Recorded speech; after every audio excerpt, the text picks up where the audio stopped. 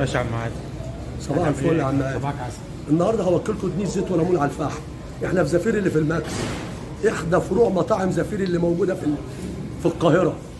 ما تاكلنا ايه النهارده؟ النهارده هنعمله الدنيس زيت وليمون على الفحم، وهنعمله الطاجن الابيض وهو بطارخ وصبيته وجمبري. انت قلت لي الطاجن، الطاجن بيتعمل بصوره قسيمه الجواز. بصوره قسيمه اللي بيعمل زلزال. يعني لازم اجيب لك صوره قسيمه لا الجواز؟ خلاص، في ضمان عم الحاج مننا وعلينا. طيب يعني عم الحاج معانا. وهنعمله جمبري بتر فلاي هينزل على شوايه، اللي هو الفراشه بالزبده بتاع ادي اهو الجامب اللي على ابو شنبات.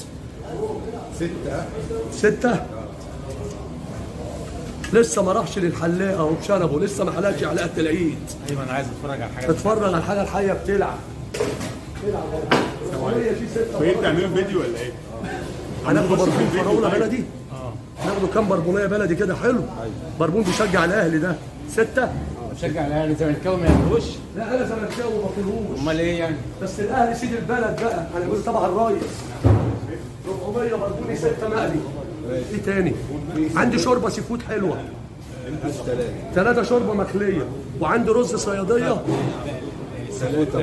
الشوربه السي فود دي كابوريا وجمبري وسبيط وسمك وبالكريمه. اللي عنده 60 تنزله 35.